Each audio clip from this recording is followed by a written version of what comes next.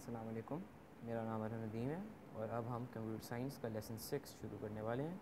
इस लेसन का टॉपिक होगा सीपीयू। शुरू करते हैं। सीपीयू स्टैंड्स फॉर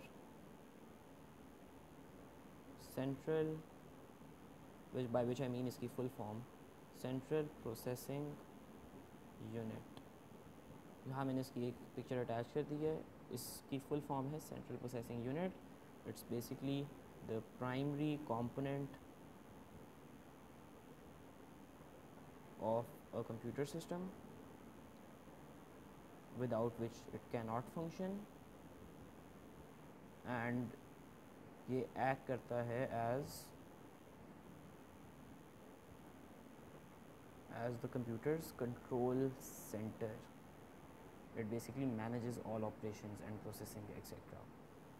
लेकिन हमारे फोकस में होनी चाहिए CPU के components for now. CPU के components में notable components आते हैं CU, ALU. CU is control unit. Excuse me, writing थोड़ी सी गंदी हो गई है. ALU is arithmetic logic unit. और तीसरा मेन कंपोनेंट हमारे सामने आता है बसेस। ठीक है,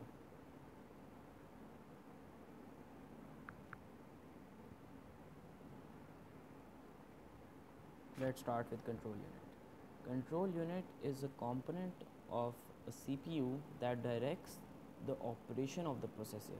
ये बेसिकली ऑपरेशंस मैनेज करता है। By operations I mean operations means sort of control. One second. Operations basically mean all the processes, the signals to control the input output devices. ये लिख भी देता हूँ. This stands for input. This stands for input/output. Basically इसका main feature is controlling the input output devices. इसमें एक binary decoder होता है जो कि कोडेड इंस्ट्रक्शंस, बेसिकली जो आपका प्रोसेसर है विच इज़ द सीपीयू जिसमें माइक्रो प्रोसेसर होता है, वो कोडेड इंस्ट्रक्शंस भेजता है और कंट्रोल यूनिट उसे डिकोड करता है बाइनरी डिकोडर के थ्रू और उन्हें कंट्रोल सिग्नल्स में कन्वर्ट करता है। टाइमिंग बेसिकली टाइम मैनेज करता है सिग्नल का और कंट्रोल सिग्नल्स में उन्हें कन्वर्ट करता है। ये एसेंशियल चीज़ है जो कि अदर यूनिट्स की ऑपरेशंस को डायरेक्ट करता है। हाँ, it doesn't just have to be input output devices, it can also be other components as well as other components of the CPU and the computer.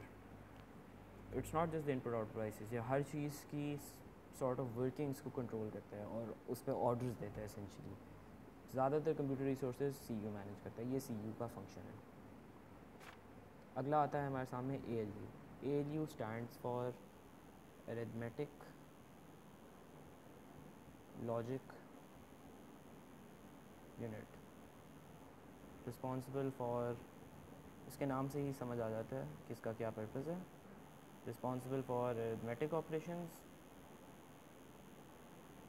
And logic operations. Arithmetic operations की तो अब समझ लगती है। Arithmetic I mean plus minus multiply divide and so on, काफ़ी ज़्यादा होती है अरिथमेटिक ऑपरेशंस। लेकिन what do I mean by logic operations? Logic operations is something जिसमें हम बाद में ज़्यादा डिटेल्ड बात करेंगे, लेकिन इट्स बेसिकली एंड और not dot dot dot. Logic operations भी मल्टीपल टाइप्स की होती हैं, लेकिन these are the basic logic operations.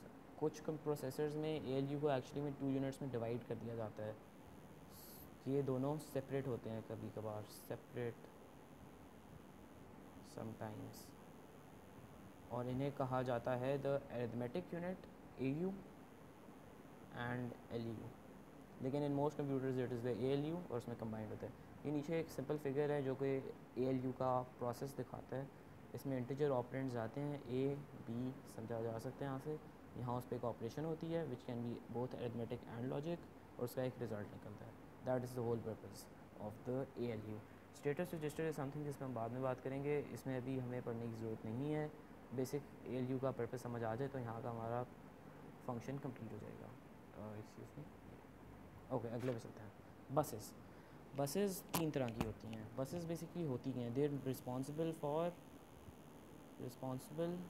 For communication between the CPU components, not just the CPU components but the whole like PC component, one second, between PC components।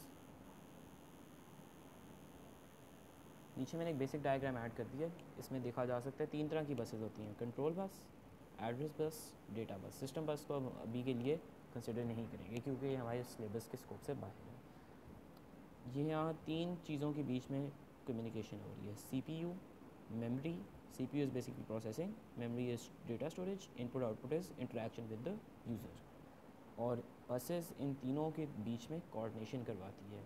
ये arrow show करते हैं data flow. It's not necessarily data, it's more like signals. आपका जो values जा रही हैं, जो उसके सिग्नल्स भेज रहा है वो। बसेस की 3 टाइप्स पे भी बात करते हैं, एड्रेस, डेटा, कंट्रोल। बसेस में डेटा जा रहा है तो उनका कोई डायरेक्शन होगा, लाइक हम फंडामेंटली तो कंसिडर करेंगे कि हर बस हर डायरेक्शन में डेटा भेज सकती है, लेकिन ऐसा नहीं होता। एड्रेस बस यूनी डायरेक्शन होती है, बाय विच आई मीन के इसमें जो एड्रेसेस होते हैं, एड्रेस बस की हम ऑपरेशन भी सुन लेते हैं, carries memory addresses from the processor. और ये से बहुत ज़्यादा कंपोनेंट्स के पास लेकर जाता है, लाइक उसमें हमें पढ़ने की ज़रूरत नहीं है, लेकिन मल्टीपल इसकी यूजेस होते हैं। अच्छा, डेटा होती है बाय डायरेक्शनल, विच मीन्स इसमें डेटा दोनों तरफ जा सकता है, एक डायरेक्शन में भी और दूसरे डायरेक्शन में भी। ये डेटा एक वैल्यूज़ को ट्रांसफ़र करता है। नीचे लिख देता हूँ, डेटा ट्रांसफ़र। और तीसरा आता है हमारा कंट्रोल बस, और ये कैरीज़, पहले इसके हम इसके डायरेक्शनल पे बाद में बात करते हैं। Carries control signals from processor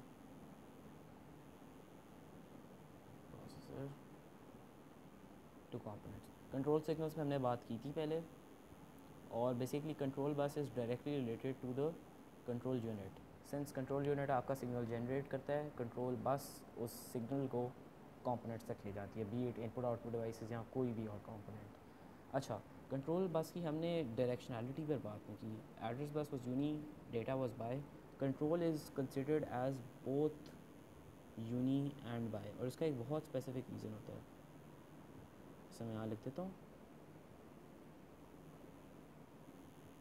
अच्छा, इसका रीज़न ये होता है क्योंकि अनलाइक एड्रेस और डेटा बस जिनका बहुत स्ट्रेट फॉरवर्ड होता है directionality, control bus actually varies from computer to computer. यहाँ हम देख सकते हैं प्रोसेसर से कंपोनेंट्स कंट्रोल सिग्नल्स आ रहे हैं, लेकिन वो कंप्यूटर्स जिनमें आउटपुट डिवाइसेस होंगे ही नहीं, इनपुट डिवाइसेस होंगे, इनपुट से कंसिडर कर लेते हैं, इनपुट नहीं होंगे, वो बेसिकली प्रोसेसर तक कंपोनेंट, वो प्रोसेसर तक सिग्नल नहीं भेज सकते। कंट्रोल सिग्नल्स इनपुट डिवाइस से प्रोसेसर भी जाएगा और प्रोसेसर से आउटपुट डिवाइस भी जाएगा, लेकिन कुछ कंप्यूटर्स में इनपुट डिवाइसेस एग्जिस्ट नहीं करेंगे या आउटपुट डिवाइसेस एग्जिस्ट नहीं करेंगे, इसलिए इसे हम बाय डिफ़ॉल्ट दोनों डायरेक्शंस कंसिडर करते हैं।